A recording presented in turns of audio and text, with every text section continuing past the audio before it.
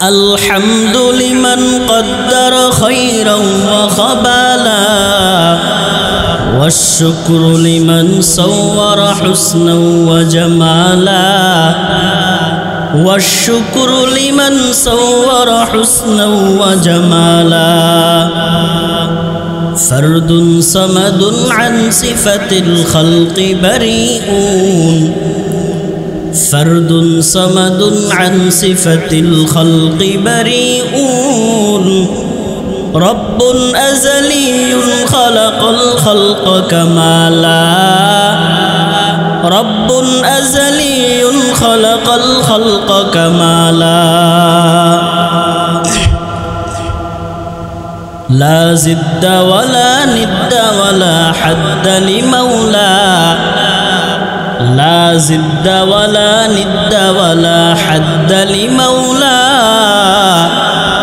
الآن كما كان ولم يلق زوالا الآن كما كان ولم يلق زوالا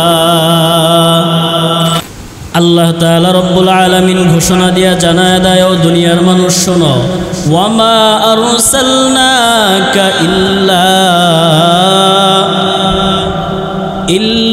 রাহমাতাল লিল আলামিন আল্লাহ বলেন আমি আমার বন্ধুরে বানাইলাম গোটা দুনিয়ার জন্য রহমত বানায়া কন্যা সুবহানাল্লাহ ও দুনিয়ার মানুষ জানো আমার নবী কেমন রহমত বলে আমার আল্লাহ যেই জিনিসগুলোর মালিক আমার নবী ওই জিনিসগুলোর জন্যই হলেন রহমত সুবহানাল্লাহ ও দুনিয়ার মানুষ আমার আল্লাহ মানুষের মালিক আমার নবী বলেন আমি পয়গম্বর মানুষের জন্য রহমত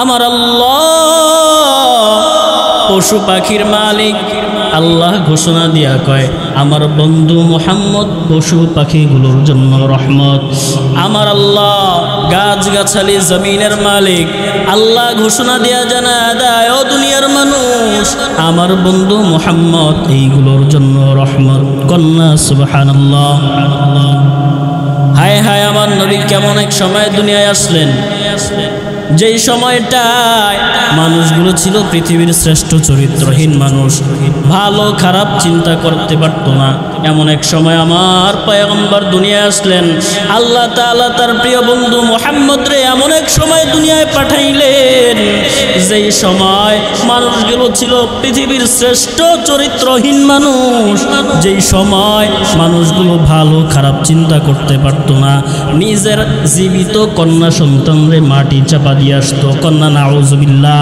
এমন এক সময় আমার নবী দুনিয়ায় আসলেন যেই সময় তার বলা হয় আইয়ামে জাহিলিয়াত শ্রেষ্ঠ মূর্খদের যুগ ছিল ওই যুগ আমার নবীর আগমনের ছোঁয়া পাইয়া ওই শ্রেষ্ঠ মূর্খ জামানার মানুষগুলো জাহান্নামের আসামিগুলো আল্লাহ তাআলা বড় দামি দামি দামি দামি বানায় দিলেন সুবহানাল্লাহ ওই জামানার মানুষ ছিলেন হযরত আবু বকর ওই জামানার মানুষ ছিলেন হযরত উমর ওই জামানার মানুষ ছিলেন আলী ওসমান রাদিয়াল্লাহু তাআলা আনহু ওই জামানার মানুষ বেলাল হাবশী রাদিয়াল্লাহু তাআলা আনহু ও মানুষ বেলাল হাবশী রাদিয়াল্লাহু তাআলা আনহু রাসূলের কেমন সাহাবী ছিলেন আফ্রিকার মানুষ ছিল কালো মানুষ ছিল বেলাল হাবশী রাদিয়াল্লাহু তাআলা আনহু মানুষ কালো মানুষ ছিল এমন ছিলেন বেলাল হাবশী টাকা পয়সা ছিল না অর্থ সম্পদ ছিল না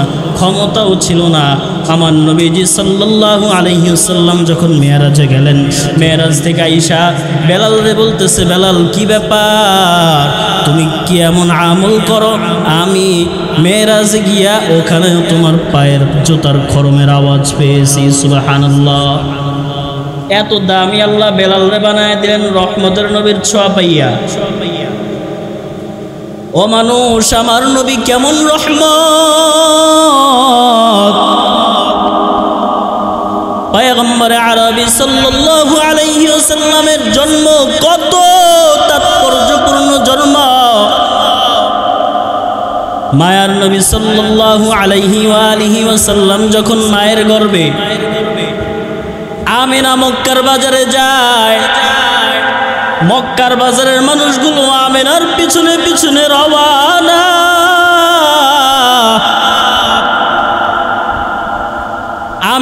আমিনারে ডাক দিয়ে কয়, আমিনা তুমি কি আতর লাগাও, কি সুগন্ধি লাগাও, এত গ্রান।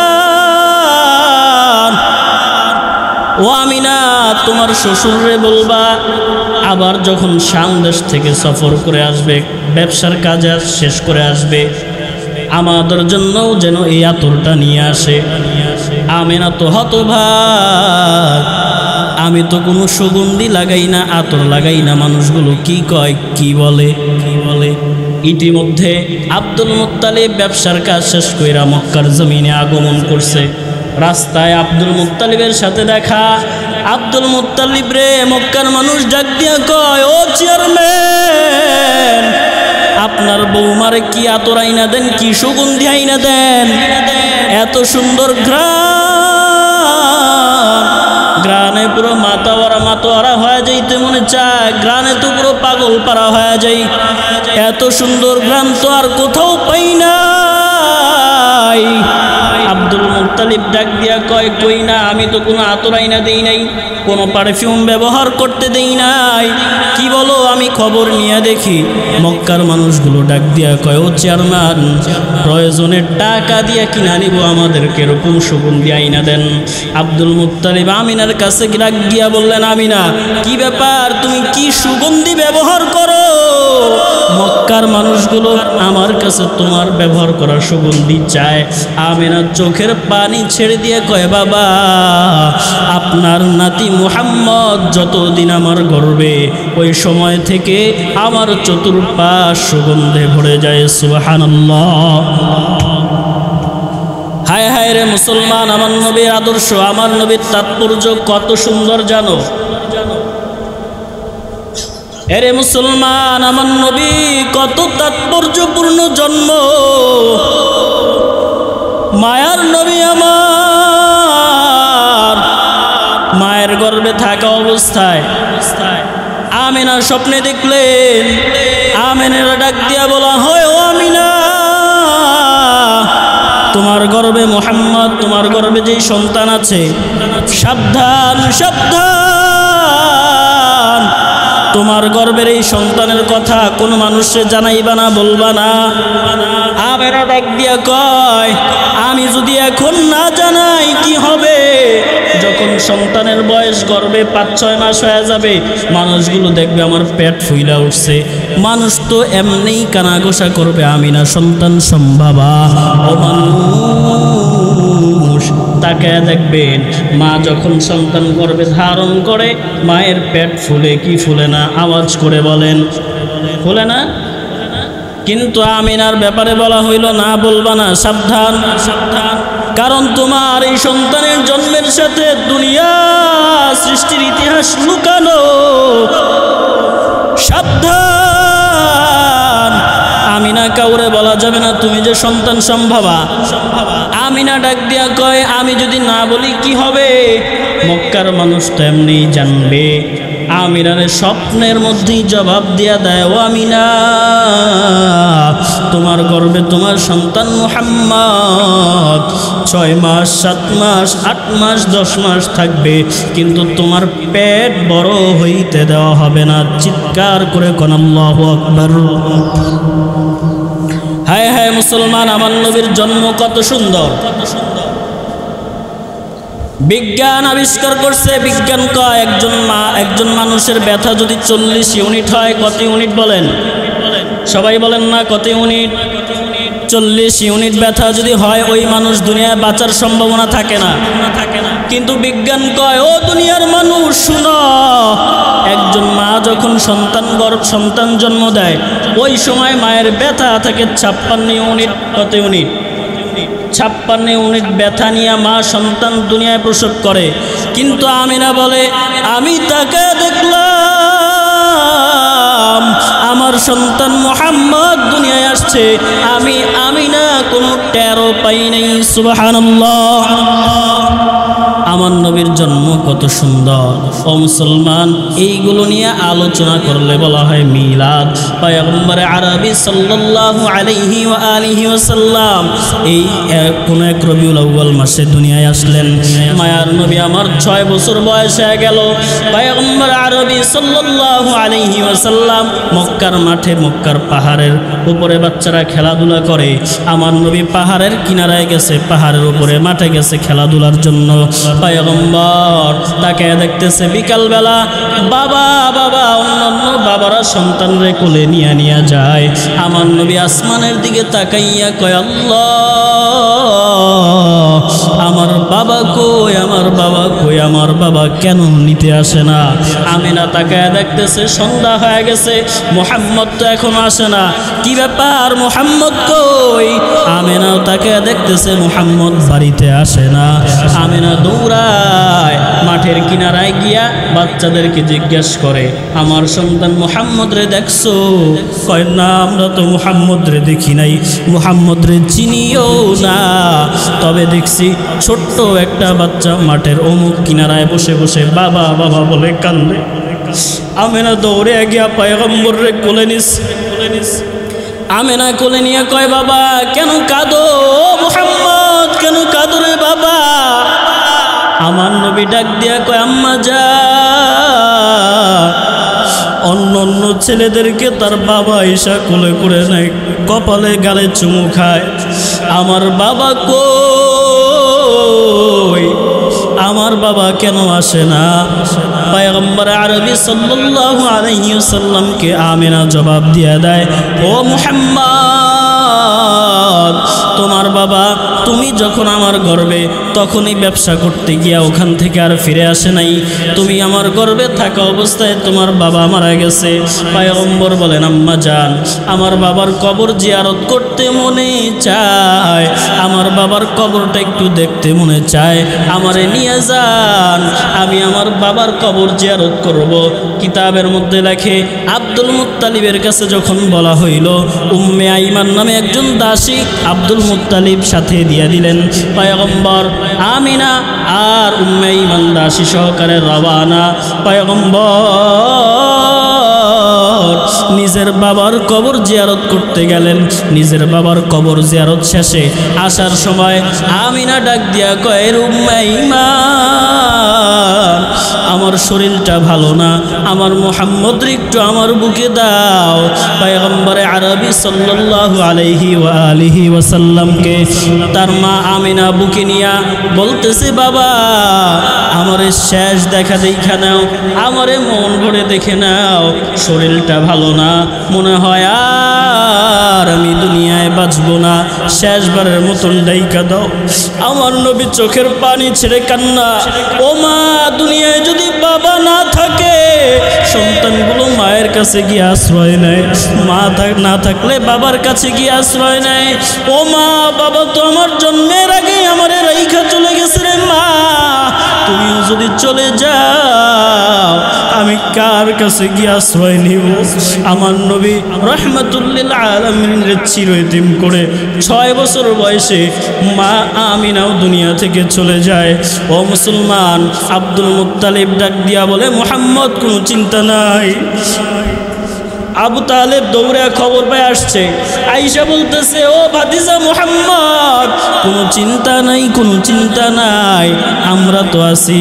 ও মতলবের মুসলমান, দিল খুলে জবাব দেন, যত দাদা চাচা মামা থাক, মা বাবার ঘাটতি কেউ পূরণ করতে পারে? সম্ভব না।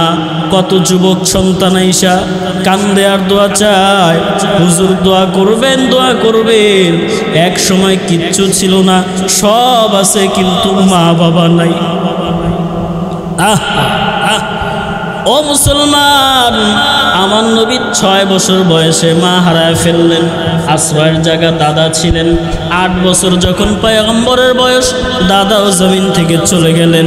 আমার নবী রহমাতুল্লিল আলামিন এত জনপ্রিয়তা পাইল, 10 বছর বয়সে মক্কার মানুষ পয়গম্বরে আল আমিন উপাধি দিয়া দিল, সত্যবাদী উপাধি দিয়া দিল। মোহাম্মদ বিশ্বাসী মানুষ, মোহাম্মদের থেকে ভালো মানুষ জমিনে কেউ নাই। মক্কার মানুষগুলো পয়গম্বরে 10 বছর বয়সে সত্যবাদী উপাধি দিয়া দিছে। কন্যা সুবহানাল্লাহ। আমার নবী রহমাতুল্লিল আলামিন পয়গম্বর আরবি সাল্লাল্লাহু আলাইহি ওয়া আলিহি ওয়াসাল্লাম 10 বছর বয়সে সত্যবাদী মানুষের কাছে জনপ্রিয়তা পাওয়া গেলেন। আমার নবীর মতন ভালো মানুষ মক্কার জমিনে কেউ নাই। দিনকাল চলতেছে, কাটতেছে। পয়গম্বরের বয়স যখন 25 বছর বয়স, 40 বছর বয়সে এক নারী খাদিজাতুল কুবরা রাদিয়াল্লাহু তাআলা আনহা, তার সাথে পয়গম্বর বিবাহ বন্ধনে আবদ্ধ হয়ে গেলেন। দিনকাল চলতেছে। পয়গম্বর আরবি সাল্লাল্লাহু আলাইহি ওয়া আলিহি ওয়াসাল্লামের উপর যখন ওহী আসলো, নবুয়ত পাইলেন, মুহাম্মদ আরবি সাল্লাল্লাহু আলাইহি ওয়া আলিহি ওয়াসাল্লাম হেরায় গুহায় গেছেন। ওখানে গিয়া জিব্রাইল আমিন আসলো। আয়েশা বলতেছেন ইকরা, পড়েন। আমার নবী বলেন না না আমি তো পারি না। আবার বললেন পড়েন, কয় না আমি পারি না। আবার বললেন পড়েন, কয় না আমি পারি না। জিব্রাইল আমার নবীর ধইরা বুকের সাথে একটা চাপ দিছে, এমন চাপ পয়গম্বর সাথে সাথে বললেন ইকরা বিসমি রাব্বিকাল্লাযী খালাক, খালাকাল ইনসানা মিন আলাক, ইকরা ওয়া রাব্বুকাল আকরাম।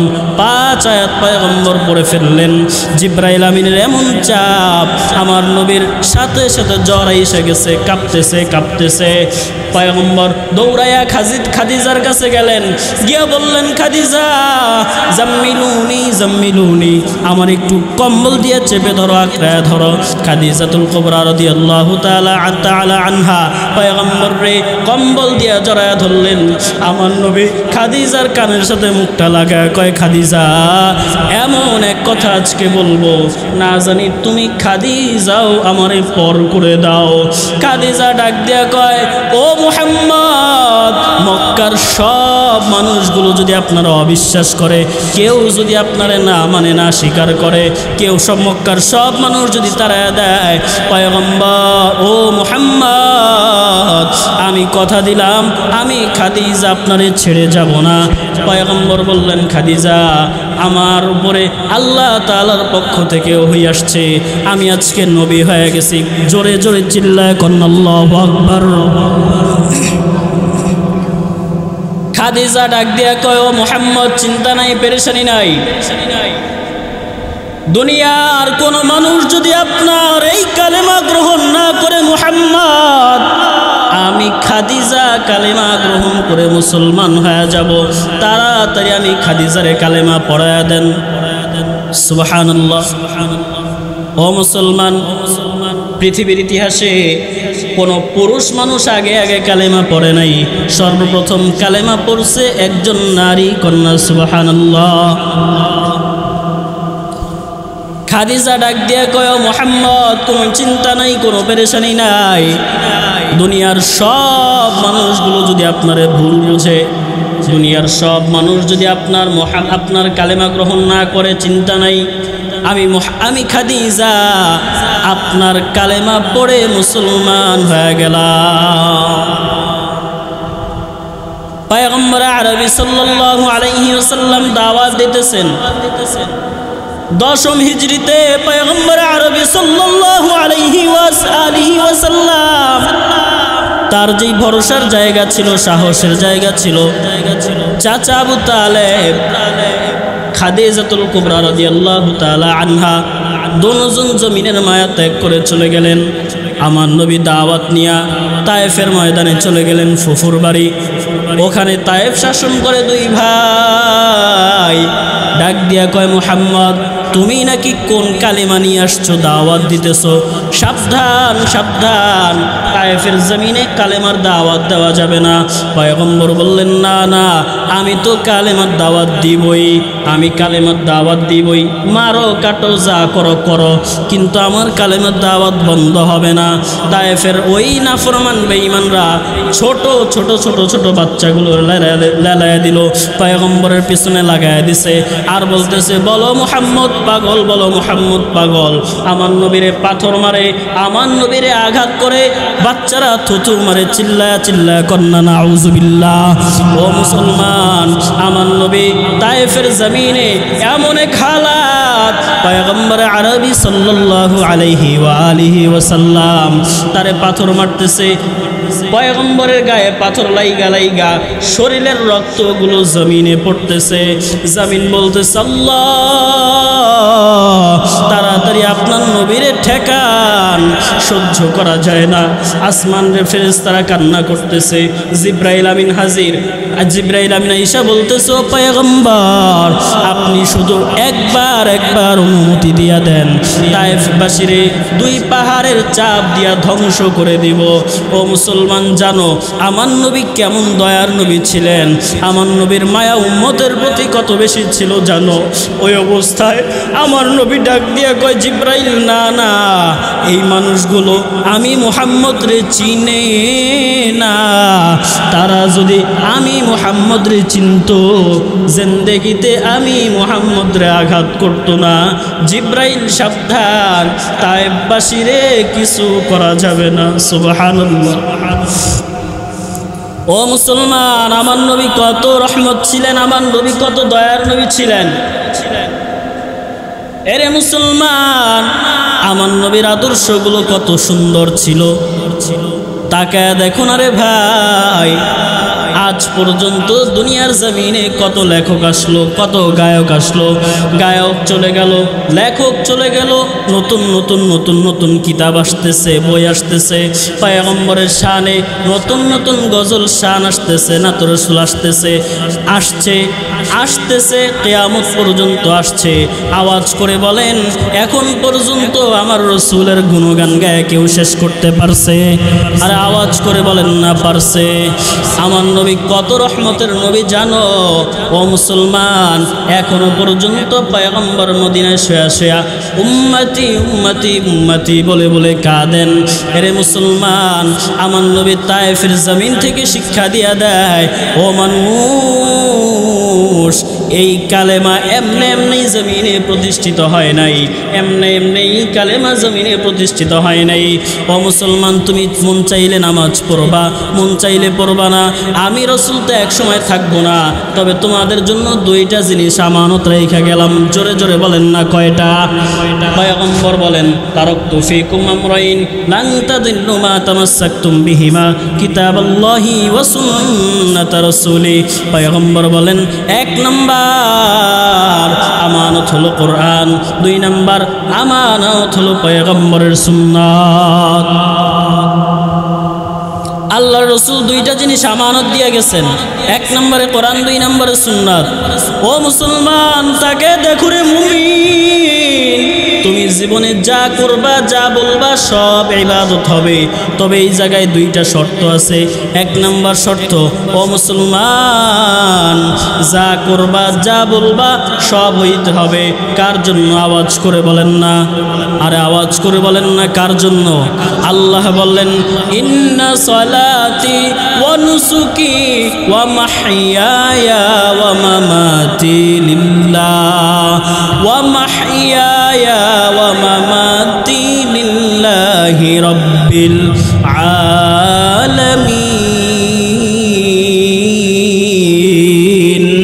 আল্লাহ তাআলা বলেন বান্দা, তুমি যা বলবা যা করবা যা চলবা, যেইভাবে চলবা, তোমার বেঁচে থাকা, তোমার মরে যাওয়া, তোমার খাওয়া, তোমার ঘুম, তোমার নামাজ, তোমার রোজা, তোমার কোরবানি, তোমার হজ, তোমার যাকাত, সব হবে আমি আল্লাহর জন্য। তবে শর্ত দুইটা। এক নম্বর শর্ত, যা করবেন সব ইবাদত হবে, হইতে হবে আল্লাহর জন্য। দুই নম্বর শর্ত, যা করবেন সব কিছু হতে হবে রাসূলুল্লাহ সাল্লাল্লাহু আলাইহি ওয়াসাল্লামের তরিকায়।